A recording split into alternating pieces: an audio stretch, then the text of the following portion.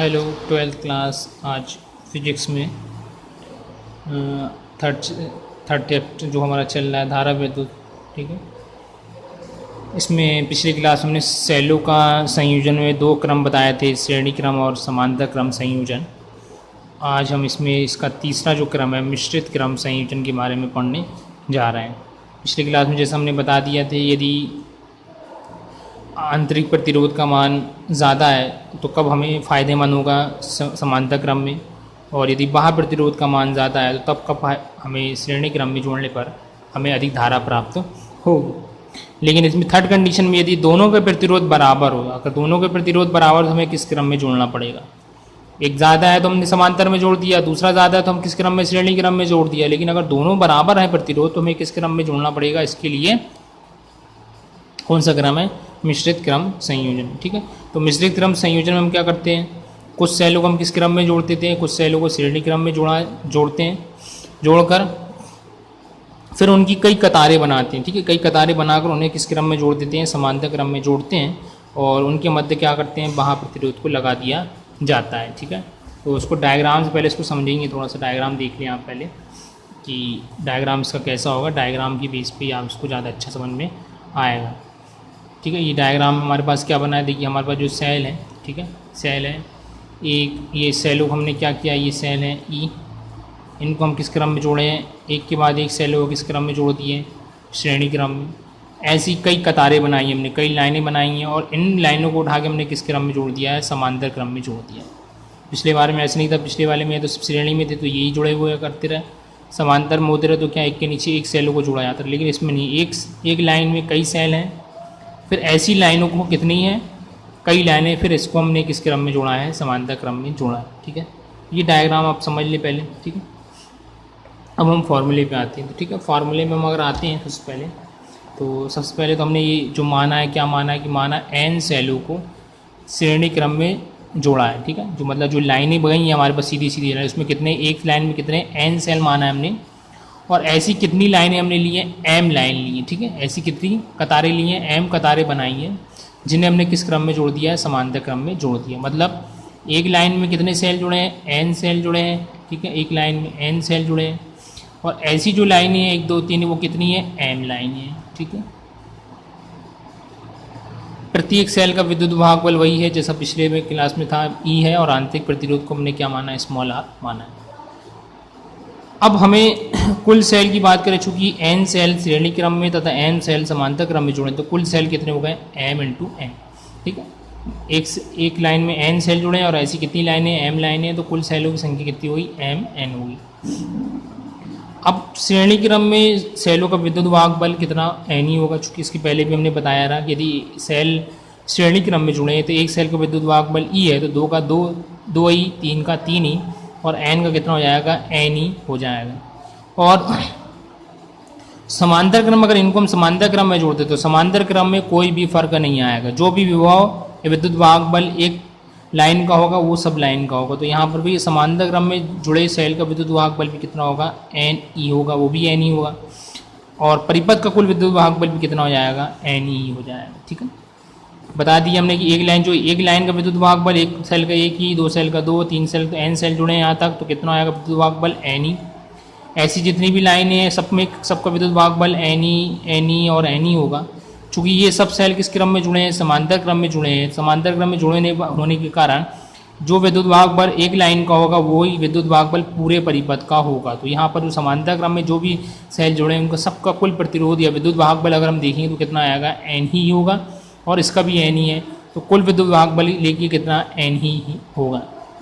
अब हम प्रतिरोध निकालेंगे, तो श्रेणी क्रम में प्रतिरोध निकालते हैं, तो श्रेणी क्रम में आंतरिक प्रतिरोध, ठीक है, जो सेल श्रेणी क्रम में जुड़े हैं उनका प्रतिरोध निकालेंगे तो कितना आएगा, तुम्हारा ये R1 मान लिया हमने, R कितना n तक, तो कितना हो जाएगा, NR, जैसे पिछले भी हमने निकाला। यदि आंतरिक प्रतिरोध निकालना है श्रेणी क्रम में तो कितना आया रहा, उसमें NR आया। अब हमें निकालना है समांतर क्रम में आंतरिक प्रतिरोध, तो एक लाइन का प्रतिरोध कितना है, NR है, और ऐसी कितनी लाइन है, m लाइन है, तो इसका हमने समांतर क्रम में लगाया तो फार्मूला क्या होता है, 1/r होता है, तो 1/r2 माना है इसको। एक का कितना है, एक लाइन का प्रतिरोध कितना है, NR, दूसरे का भी NR, तीसरे का भी NR, डायरेक्ट कहाँ तक कितनी लाइन है, m लाइनों तक, सबका कितना है, 1/NR। ठीक है, हर एक समान है, एक बार हमने लिख दिया एन आर और ऊपर एक एक एक कहाँ तक जोड़ना है, एम तक जोड़ना है, तो ऊपर कितना आएगा, एम हो जाएगा। पलट देंगे तो आर टू इक्वल कितना आएगा, एन आर अपॉन एम, पलट गया ये, ठीक है, तो R two equal N R upon M हो गया। ठीक है, तो ये आ गया हमारा किस क्रम में, टोटल प्रतिरोध आ गया किसमें, पहले हमने जो प्रतिरोध रहा है, एक एक प्रतिरोध रहा है उसको किस क्रम में जोड़ा, श्रेणी क्रम में जोड़ा, फिर श्रेणी क्रम में जोड़ने के बाद जो प्रतिरोध आया उसको हमने किस क्रम में जोड़ा, समांतर क्रम में जोड़ा, तो हमारा कुल प्रतिरोध, आंतरिक प्रतिरोध कितना आ गया, एन आर अपॉन एम। अब वहाँ प्रतिरोध निकालेंगे तो बाह्य प्रतिरोध अगर कितना आर हो तो कुल प्रतिरोध कितना आएगा, आर, और जो कुल यहाँ पर हमने आंतरिक प्रतिरोध निकाला कितना है, एन आर अपॉन एम। ये परिपथ का कुल प्रतिरोध आ गया। अब हमें धारा निकालना है, तो धारा कितना हो जाएगा, फार्मूला कुल विद्युत वाहक बल बटा कुल प्रतिरोध।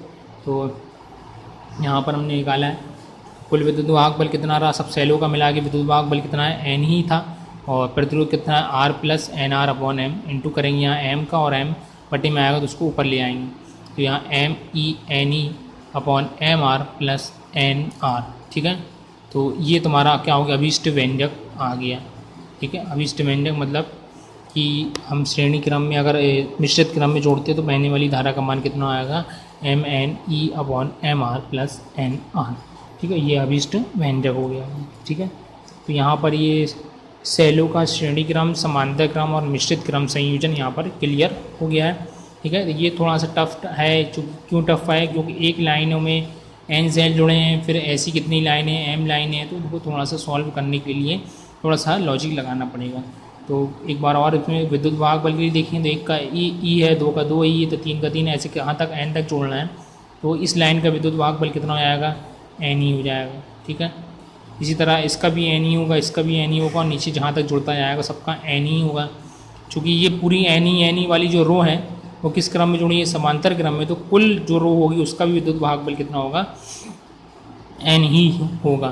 ठीक है, तो परिपथ का कुल विद्युत वाहक बल ऐसे निकाल ली। प्रतिरोध की बात करेंगे तो ये प्रतिरोध किस क्रम में, श्रेणी क्रम में। पहले कुल प्रतिरोध एक लाइन का निकालेंगे, एक लाइन का निकालने के बाद हम क्या करेंगे, फिर इस लाइन, ये कुल सब लाइनें किस क्रम में जोड़ी है, समांतर क्रम में जोड़ी है, तो एक लाइन का कितना है प्रतिरोध, एन आर है, फिर इसका भी एन आर, इसका भी एन आर, फिर ऐसी लाइनों को हम किस क्रम में जोड़ देंगे, समांतर क्रम में जोड़ देंगे, तो हमारा परिणामी प्रतिरोध आ जाएगा, और उसका मान हम धारा में रख के निकाल सकते हैं। तो ये डेरिवेशन थोड़ा सा कॉम्प्लिकेटेड टाइप का है, लेकिन एक बार अगर अच्छे से समझेंगे तो बन जाएगा। तो यहाँ सेल का ये तुम्हारा भाग कंप्लीट हो गया। अब यहाँ से अगला नियम आए किरचॉफ का नियम। ठीक है, किरचॉफ का नियम पे आते हैं। ठीक है, तो ये नियम ओम के नियम का एक सरल रूप है जो कि जटिल परिपथों को सरल करने के लिए किया जाता है। तो ओम के नियम से ही बनाया गया है। जटिल परिपथ की यहाँ बात हो रही, जटिल परिपथ मतलब कोई परिपथ है उसके अंदर बहुत सारे विद्युत वाहक बल जुड़े हैं, सेल जुड़े हैं, धारा जुड़ी है, प्रतिरोध है।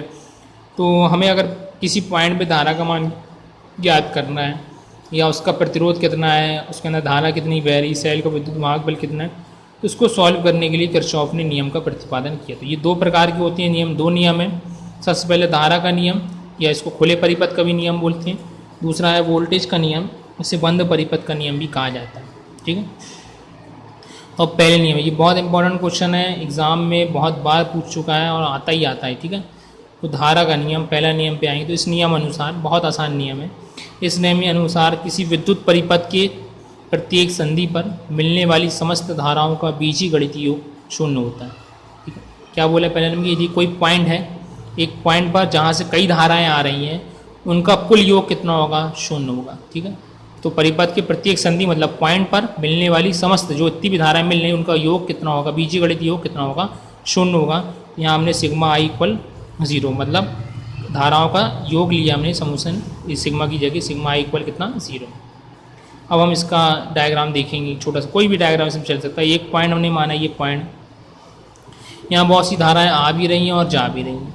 इसमें से क्या है, I6 जा रही है, I1 जा रही है, I2 आ रही है, I3 जा रही है, I4 भी जा रही है और I5 आ रही है। ठीक है, तो इसमें देखेंगे हम क्या है कि दो धाराएं जो हैं, एक I5 है और एक I2, ये आ रही हैं और बाकी सारी धाराएं क्या हैं, जा रही हैं। ठीक है, तो नियम लगाएंगे तो उसमें नियम क्या जाएगा तुम्हारा कि अब इसमें क्या दो कंडीशन है, धारा एक आ भी रही है और जा भी रही है। तो आने वाली को अगर धनात्मक लेते हैं तो जाने वाली को ऋणात्मक लेंगे, या आने वाली को ऋणात्मक लेते हैं तो जाने वाली को धनात्मक लेंगे, मतलब साइन लेना इसमें ज़रूरी है। ठीक है, कि अगर एक आने वाली को पॉजिटिव ले लो तो जाने वाली को नेगेटिव लेंगे, इसका उल्टा ले सकते हैं आप। ठीक है, तो हम यहाँ नियम लगाएंगे, तो नियम देखते हैं नियम में क्या होगा। नियम लगाएंगे तो क्या होगा, यहाँ पर नियम अनुसार क्या है, यदि संधि की ओर आने वाली धारा धनात्मक लेते हैं तो दूर जाने वाली को हम क्या लेंगे, ऋणात्मक मान सकते हैं। इसका उल्टा भी ले सकते हैं, कोई वो नहीं है। अब I2 हमने देखा कि आ कौन सी रही, I2 आ रही, तो उसको हमने क्या लिया, धनात्मक प्लस में। और आ कौन सी आ रही, दूसरी धारा कौन सी थी, I5 ये आ रही है, तो उसको हमने प्लस में ले लिया। जा कौन सी रही, I1 I3 I4 और I5 ये जा रही हैं, इनको सब में हम काय में लिया, माइनस में लिए। इनको सबको ऐड करेंगे तो क्या हो जाएगा, इक्वल में कितना आएगा, 0 आएगा, ये नियम है। ठीक है, तो ये I2 प्लस I5 बराबर, ये सब माइनस में, इसको यहाँ पहुँचा देंगे तो ये सब प्लस में जाएंगे। तो इसमें हम क्या देखा कि I2 और I5 ये आ रही हैं और ये क्या है, जा रही हैं। मतलब क्या है कि संधि की ओर आने वाली कुल धाराओं का जो योग है संधि से दूर जाने वाली धाराओं के योग के बराबर होता है। ये क्या है, किरचॉफ का नियम। बहुत आसान नियम है, एक बार इसको पढ़ेंगे तो आपसे बन जाएगा, समझ में आ गया होगा जहाँ तक। ठीक है, आसान नियम कैसा नियम है कि संधि की ओर आने वाली धाराएं और संधि से दूर जाने वाली धाराओं का योग कैसा होता है, बराबर होता है। और आने और जाने वाली धाराओं का योग कितना होगा, 0 होगा। ये प्रथम नियम हो गया। दूसरा नियम है वोल्टेज का नियम या बंद परिपथ का नियम। ठीक है, इस नियम, ये थोड़ा सा एक बार अच्छे समझेंगे, थोड़ा सा हल्का सा टफ है, बाकी इतना कोई कठिन नहीं है। इस नियम अनुसार किसी बंद परिपथ में, ठीक है, कोई परिपथ बंद है, ठीक है, उसके अंदर धारा बह रही है, प्रतिरोध, बहुत सारी चीज़ें लगी, बंद परिपथ के विभिन्न भागों में बहने वाली धारा एवं संगत प्रतिरोधों के गुणनफल का बीजगणितीय योग, उस परिपथ में बीजगणितीय योग है ये, ठीक है, उस परिपथ में योग कर लेंगे इसको, उस परिपथ में लगाए गए विद्युत वाहक बलों के बीजगणितीय योग के बराबर होता है। ठीक है, एक बार और देख लें, बहुत इंपॉर्टेंट क्वेश्चन है। इस नियम अनुसार किसी बंद परिपथ की बात करेंगे, विभिन्न भागों में बहने वाली धारा और उसके संगत प्रतिरोधों का गुणनफलों का बीजगणितीय योग उस परिपथ में लगाए गए विद्युत वाहक बलों के बीजगणितीय योग के बराबर होता है। ठीक है, तो इसको थोड़ा सा समझना है। सबसे पहले हमने डायग्राम पे आएंगे, डायग्राम में छोटा सा बनाया तो आप बुक से देख के बना सकते हैं कि हमारे पास एक सेल लगाया है E1 और E2, दो सेल हैं यहाँ पर। ठीक है, E1 के साथ कौन सी धारा निकल रही है, I1 निकल रही है, और E2 के पास से कौन सी धारा निकल रही है, I2 निकल रही है। ठीक है, यहाँ पर संगत इसमें धारा जो बह रही है इसके साथ में प्रतिरोध R1 जुड़ा है, यहाँ पर प्रतिरोध R2 जुड़ा है। नीचे अगर हम आएंगे तो नीचे चूँकि यहाँ से I1 आ रही है, यहाँ से I2 आ रही है, तो नीचे कुल धारा कितनी हो जाएगी, I1 प्लस I2 हो जाएगी। और यहाँ पर हमने एक प्रतिरोध जोड़ दिया है R3 है। यहाँ पर इस वाले बॉक्स में कोई भी सेल नहीं है, मतलब दो सेल बस हैं और इस वाले में कोई सेल नहीं जुड़ा है। तो अब हमें लेना है, उसके लिए सबसे पहले चिन्ह की ध्यान रख, जैसे पिछले वाले में हमने चिन्ह था प्लस और माइनस कब लेना है, इसमें भी वही रहेगा। तो हम क्या लिखेंगे, परिपथ का एक पूर्ण चक्कर वामावर्त दिशा में एंटी क्लॉकवाइज लगाते हैं। ठीक है, घड़ी की विपरीत दिशा में घुमाते हैं। तो घुमाने में क्या होगा, धारा और की दिशा में, ठीक है, अगर हम धारा की दिशा में चल रहे हैं, धारा हम जिस दिशा में जा रहे हैं, अगर धारा भी उसी दिशा में चल रही तो हम धारा और उसके प्रतिरोधों का गुणनफल को हम क्या लेंगे, धनात्मक। ठीक है, तो धारा और उनके प्रतिरोधों का गुणनफल क्या है, धनात्मक, और इसके विपरीत क्या लेंगे, गुणनफल को ऋणात्मक लेते हैं। इसी तरह सेल के अंदर अगर हम ऋण से इलेक्ट्रोड से धन इलेक्ट्रोड की ओर चलती हैं तो विद्युत वाहक बल धनात्मक, और इसके विपरीत हम क्या लेते हैं, ऋणात्मक लेते हैं। ठीक है, समझ गए होंगे आप क्या बोल रहा। यदि हम एंटी क्लॉकवाइज उल्ट घूमते हैं, घड़ी की विपरीत दिशा में घूमते हैं, और क्या बोलते हैं, अगर धारा की दिशा, ठीक है, तो धारा की दिशा और उनके प्रतिरोधों का जो गुणनफल क्या लेंगे, धनात्मक, और इसके विपरीत क्या लेंगे, ऋणात्मक। तो अब यहाँ से हम डायग्राम में लगा के देखते हैं। हमने ये चक्र घुमाया एंटी क्लॉकवाइज का, डायग्राम से आपको ज़्यादा अच्छा क्लियर होगा। एंड चक्र घुमाया, हमारे साथ ये धारा जा रही है, ये धारा की दिशा, और हम ऐसे घूम के अगर इसमें चाहेंगे तो ये धारा की दिशा मेरे साथ में है, इसके साथ प्रतिरोध कौन सा है, R1 है। ठीक है, तो हम यहाँ पर क्या ले लेंगे, I1 R1। ठीक है, चूँकि हमारे साथ चले तो इसको धनात्मक ही लेना है। फिर हमने ये इसमें अगर ऐसे घूमेंगे और घूम के जब इसके पास आएंगे तो क्या होगा, हम ऐसे रहे हैं और ये धारा हमारे विपरीत में, हम धारा की तरफ आ रहे हैं लेकिन धारा हमारी तरफ आ रही, मतलब विपरीत दिशा में चल रही।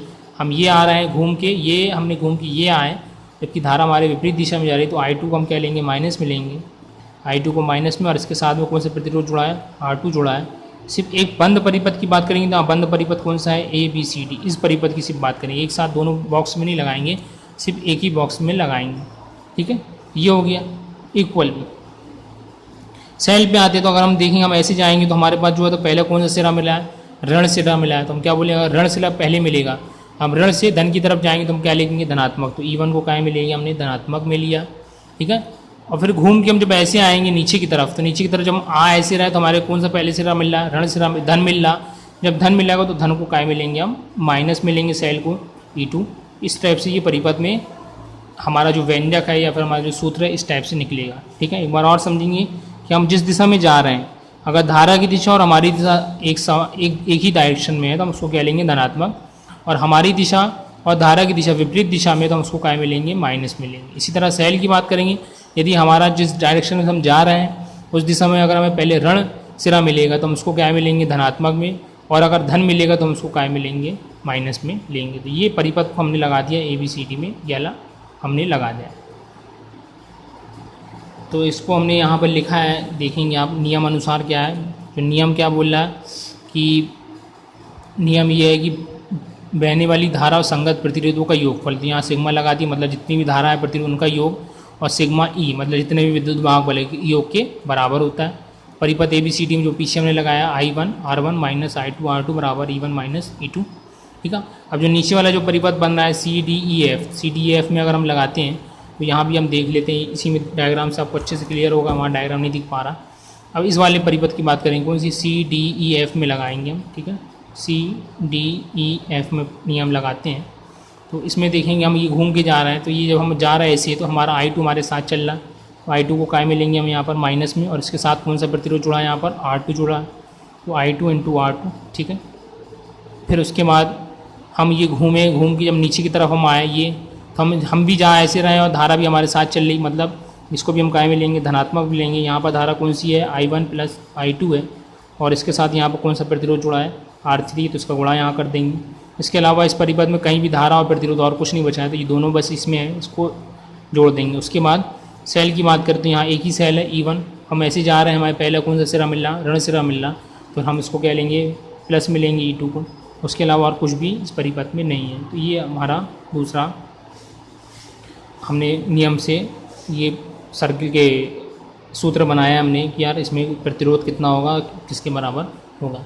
ये किरचॉफ का दोनों नियम हो गए, प्रथम नियम और द्वितीय नियम। थोड़ा सा ये इसको 2 बार 3 बार अगर आप पढ़ेंगे और ये नियम को लगाएंगे कि एंटी क्लॉकवाइज चलना है, और अगर धारा हमारे साथ चल रही तो धारा प्रतिरोध का गुणनफल धनात्मक, और अगर ऋण सिरा पहले मिल रहा तो धनात्मक, और अगर धारा हमारे साथ नहीं चल रही तो ऋणात्मक लेना है, और अगर पहले धन सिरा मिल रहा है तो हम सेल को भी क्या लेंगे, ऋणात्मक लेंगे। ठीक है, तो इस वीडियो में इतना ही, बाकी इसकी अगली क्लास में मुलाकात।